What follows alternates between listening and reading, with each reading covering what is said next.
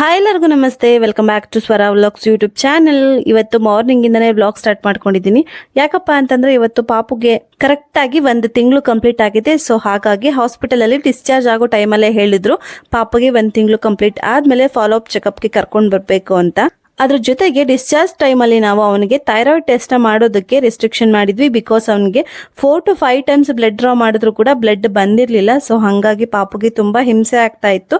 So ನಾವು blood test ಮಾಡಿಸ್ಬೇಡಿ, next ವಿಸಿಟ್ಗೆ ಕರ್ಕೊಂಡ್ ಬಂದಾಗ ನಾವೇ ಮಾಡಿಸ್ತೀವಿ ಅಂತ ಹೇಳಿ ಡಿಸ್ಚಾರ್ಜ್ ಮಾಡಿಸ್ಕೊಂಡ್ ಬಂದಿದ್ವಿ. ಸೊ ಅದ್ರದ್ದು ಬ್ಲಡ್ ಟೆಸ್ಟ್ ಇವತ್ತೇ ಇತ್ತು. ಸೊ ಹಾಗಾಗಿ ಅದನ್ನೆಲ್ಲ ಮಾಡಿಸ್ಕೊಂಡ್ ಬರ್ಬೇಕು ಅಂತ ಹಾಸ್ಪಿಟಲ್ಗೆ ಹೋಗೋದಕ್ಕೆ ರೆಡಿ ಆಗ್ತಾ ಇದೀವಿ. ಇವತ್ತು ಬಂದ್ಬಿಟ್ಟು ಶನಿವಾರ, ಜೊತೆಗೆ ಪಿಕ್ಕುಮಾನು ಕೂಡ ಹಾಸ್ಪಿಟಲ್ಗೆ ಕರ್ಕೊಂಡು ಹೋಗ್ಬೇಕಿತ್ತು. ಬಿಕಾಸ್ ಅವಳಿಗೆ ಆಲ್ಮೋಸ್ಟ್ 1 ವೀಕ್ ಇಂದ ಜಾಸ್ತಿ ಕಾಫ್ ಇತ್ತು. ಸೊ ಅವಳಿಂದ ಪಾಪುಗೆ ಸ್ಪ್ರೆಡ್ ಆದ್ರೆ ಕಷ್ಟ, ಮತ್ತೆ ಅವಳಿಗೂ ಕೂಡ ಕೆಮ್ಮಿ ತುಂಬಾನೇ ಇದೆಲ್ಲ ನೋವು ಬಂದಿತ್ತು. ಸೊ ಹಾಗಾಗಿ ಅವಳಿಗೂ ಒಂದ್ ಚೆಕಪ್ ನ ಮಾಡಿಸ್ಬಿಡೋಣ ಅಂತ ಅವಳನ್ನು ಕರ್ಕೊಂಡು ಹೋಗ್ತಾ ಇದೀವಿ. ಆಲ್ರೆಡಿ ಟೈಮು 11 o'clock ಆಗಿತ್ತು. ಇಷ್ಟರಲ್ಲಾಗ್ಲೇ ಪಾಪುಗೂ ಸ್ನಾನ ಮಾಡಿಸಿ ಅವನು 1 ರೌಂಡ್ ಮಲ್ಕೊಂಡು ಎದ್ದಿದ್ದ.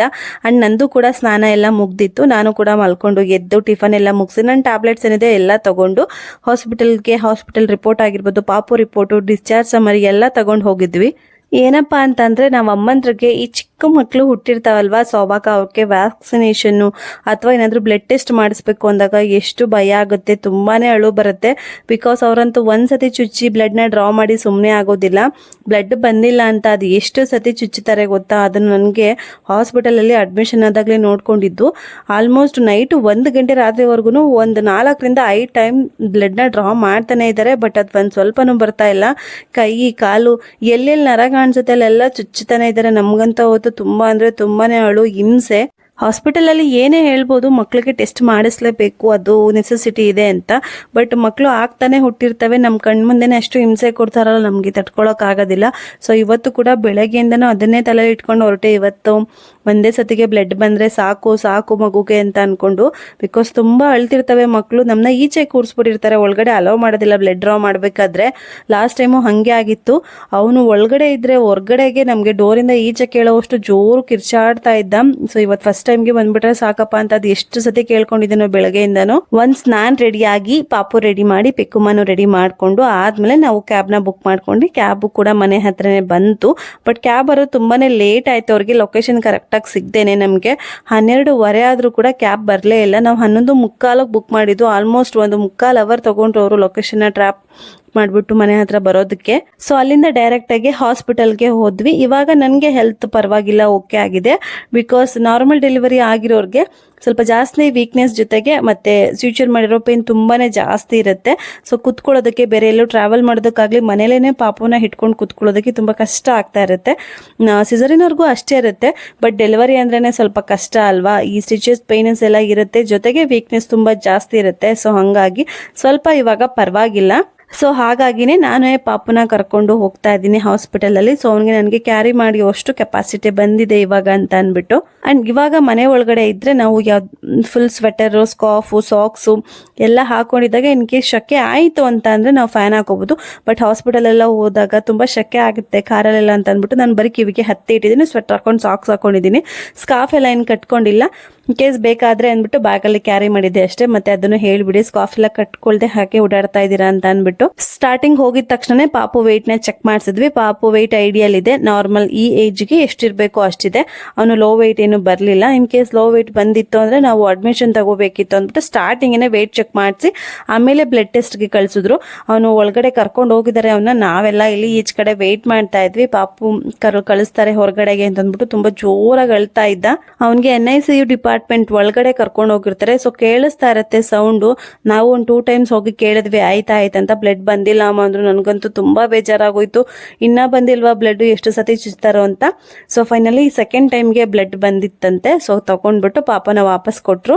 ಅದಾದ್ಮೇಲೆ ರಿಪೋರ್ಟ್ ಬರುತ್ತೆ, ವೆಯ್ಟ್ ಮಾಡ್ತಾ ಇರಿ ವೇಟಿಂಗ್ ರೂಮ್ ಅಲ್ಲಿ ಅಂತ ಕಳ್ಸಿದ್ರು. ಸೊ ಹಂಗಾಗಿ ನಾವ್ ಇಲ್ಲಿ ವೆಯ್ಟ್ ಮಾಡೋಣ ಅಂತ ಕುತ್ಕೊಳಕ್ ಬಂದ್ವಿ. ಇಲ್ಲಿ ನಮ್ಗೆ ಒಬ್ರು ಸಬ್ಸ್ಕ್ರೈಬರ್ ಸಿಕ್ಕಿದ್ರು, ತುಂಬಾ ಚೆನ್ನಾಗಿ ಮಾತಾಡ್ಸಿದ್ರು. ಅವ್ರು ನಮ್ಮ ಆಪೋಸಿಟ್ ಕೂತಿದ್ರು. 1-2 ನಿಮಿಷ ನಮ್ನೇ ನೋಡ್ತಿದ್ರು, ಏನಪ್ಪಾ ಹಿಂಗ್ ನೋಡ್ತಿದ್ರಲ್ಲ ಯಾರು ಇವರು ಅಂತ ಅನ್ಕೊಳ್ಳೋ ಅಷ್ಟರಲ್ಲೇ ಬಂದು ನನ್ನ ಹಸ್ಬೆಂಡ್ ಹತ್ರ ಮಾತಾಡ್ತಿದ್ರು. ನಾನು ನಿಮ್ ವಿಡಿಯೋ ನೋಡಿ ಇಲ್ಲಿಗೆ ನನ್ನ ಹೆಂಡ್ತಿನ ಡೆಲಿವರಿಗೆ ಕರ್ಕೊಂಡು ಬಂದೆ ಅಂತ. ನನಗೆ ನನ್ನ ಹಸ್ಬೆಂಡ್ ಹತ್ರ ಫಸ್ಟ್ ಮಾತಾಡಿ ಆಮೇಲೆ ನನಗೆ ಹೇಳಿದ್ರು, ಮೇಡಮ್ ನಾನು ನಿಮಗೆ ಥ್ಯಾಂಕ್ ಯು ಹೇಳಬೇಕು ಅಂತ. ಅದಾದ್ಮೇಲೆ ಚೆನ್ನಾಗಿ ಮಾತಾಡಿಸಿ ಪಿಕ್ಕು ಮಗು ಒಂದೆರಡು 5 ಸ್ಟಾರ್ ಚಾಕ್ಲೇಟ್ ಎಲ್ಲ ಕೊಡಿಸಿ, ನಿಮ್ಮಿಂದ ತುಂಬ ಹೆಲ್ಪ್ ಆಯಿತು, ಈ ಹಾಸ್ಪಿಟಲ್ ಗೊತ್ತಾಗಿದ್ದು, ನಮ್ಮ ಅಪ್ಪನೂ ಇವಾಗ ಇಲ್ಲೇ ಅಡ್ಮಿಷನ್ ಮಾಡ್ತೀವಿ, ನನ್ನ ಹೆಂಡತಿ ಡಿಸ್ಚಾರ್ಜ್ ಎಲ್ಲ ಆಯಿತು, ಗಂಡು ಪಾಪು ಆಯಿತು ಅಂತ ಎಷ್ಟೊತ್ತು ಕುತ್ಕೊಂಡು ಮಾತಾಡಿದ್ರು. ಸೊ ಹಾಸ್ಪಿಟಲ್ಗೆ ನಾನು ಏನೇ ಅನ್ಕೊಂತೀನಿ, ಯಾವಾಗ ಹೋದ್ರಾಗೂ ಒಬ್ಬರಾದ್ರೂ ಸಿಕ್ಕೇ ಮಾತಾಡ್ಸ್ತಾರೆ. ನನಗಂತೂ ತುಂಬ ಖುಷಿ ಆಗುತ್ತೆ. ಬಟ್ ಇವಾಗ ಸ್ವಲ್ಪ ಬೇಜಾರಲ್ಲೇ ಇದೆ. ಪಾಪುಗೆ ಜಾಸ್ತಿ ಚುಚ್ಚಿಬಿಟ್ಟಿದ್ರು, ರಕ್ತ ಕೂಡ ಬೆಟ್ಟಿಂದ ಹೋಗ್ತಾನೆ ಇತ್ತು, ಹತ್ತಿ ಇಟ್ಟಿದ್ರು ಕೂಡ. ಸೊ ಹಂಗಾಗಿ ಸ್ವಲ್ಪ ಡಲ್ಲಾಗೆ ಕುತ್ಕೊಂಡು ಮಾತಾಡಿಸಿ ಅವನು ಸುಸ್ತಾಗಿ ಮಲ್ಕೋಬಿಟ್ಟಿದ್ದ ಅಂತ.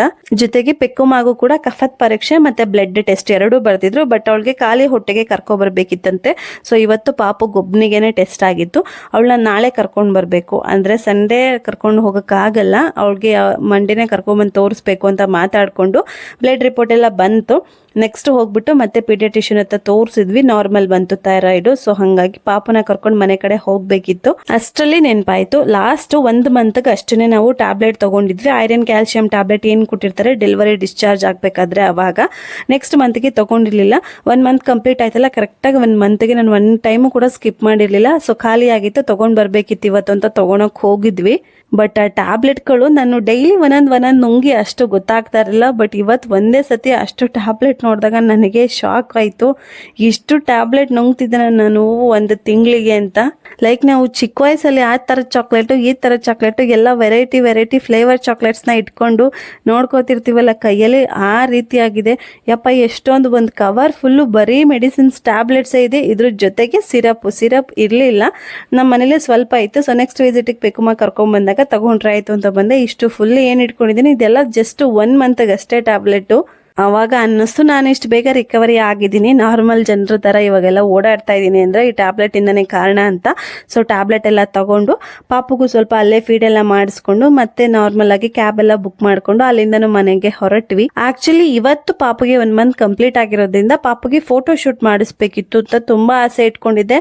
ಅದು ಯಾವ ಟೈಮಲ್ಲಿ ಮಾಡಬೇಕು ಅಂತಾನು ಅನ್ಕೊಂಡಿದ್ದೆ. ಬಟ್ ಆದರೆ ಹಾಸ್ಪಿಟಲಲ್ಲೇ ತುಂಬಾ ಟೈಮ್ ಆಗೋಯ್ತು, ಆಲ್ಮೋಸ್ಟ್ ಒಂದು 4 ಗಂಟೆ ಆಗೋಯ್ತು. ಸೊ ಹಾಗಾಗಿ ಇವತ್ತು ಅವನಿಗೆ ಫೋಟೋ ಶೂಟ್ ಮಾಡೋಕ್ಕಾಗಲ್ಲ ಅಂತ ಗೊತ್ತಾಯಿತು. ಅವನು ಕೂಡ ತುಂಬ ಸುಸ್ತಾಗಿದ್ದ. ಮತ್ತೆ ಮನೆಗೆ ಕರ್ಕೊಂಡೋಗಿ ಬಟ್ಟೆ ಚೇಂಜ್ ಮಾಡಿ ಅವನಿಗೆ ಡ್ರೆಸ್ಅಪ್ ಎಲ್ಲ ಮಾಡಿಸೋದು ಅವನಿಗೂ ತುಂಬ ಹಿಂಸೆ ಆಗುತ್ತೆ. ಇವತ್ತು ಆರಾಮ್ಸೆ ಅವನು ಮಲ್ಕೊಳ್ಳಿ, ರೆಸ್ಟ್ ಮಾಡಲಿ ಬಿಡು ಅಂತ ಹಾಸ್ಪಿಟ್ಲಲ್ಲೇ ಮಾತಾಡ್ಕೊಂಡ್ವಿ. ಬಟ್ ಮಾಡ್ತೀವಿ, ಅವನಿಗೆ 1 ತಿಂಗಳು ಕಂಪ್ಲೀಟ್ ಆಗಿ ನೆಕ್ಸ್ಟ್ ಡೇಗೆ ಬಿದ್ದರೂ ಪರವಾಗಿಲ್ಲ, ಅವಾಗಲಾದರೂ ಕೂಡ ಫಸ್ಟ್ ಮಂತ್ದು ಅವನಿಗೆ ಫೋಟೋ ಶೂಟ್ ಮನೇಲಿ ಥೀಮ್ ಮಾಡಬೇಕು ಅಂತ ಅಂದ್ಕೊಂಡಿದ್ದೀವಿ. ಸೊ ಮಾಡಿ ಅದ್ರದ್ದು ಕೂಡ ವಿಡಿಯೋನ ನೆಕ್ಸ್ಟ್ ಅಪ್ಲೋಡ್ ಮಾಡ್ತೀವಿ. ಅಲ್ಲಿಂದ ಡೈರೆಕ್ಟ್ ಮನೆಗೆ ಬಂದ್ವಿ. ಬಾಣಂತಿ ಮತ್ತೆ ಮಗು ಮನೆಯಿಂದ ಹೊರಗಡೆ ಹೋದಾಗ ಆಸ್ ಯೂಶುವಲ್ ಏನು ಆರತಿ ಎಲ್ಲ ತೆಗೆದು ದೃಷ್ಟಿ ಎಲ್ಲ ಇಳಿ ತೆಗೆದ್ಬಿಟ್ಟು ಮನೆ ಒಳಗಡೆ ಕರ್ಕೋತಾರಲ್ಲ, ಅದನ್ನ ಮತ್ತೆ ಮಾಡಿದ್ರು.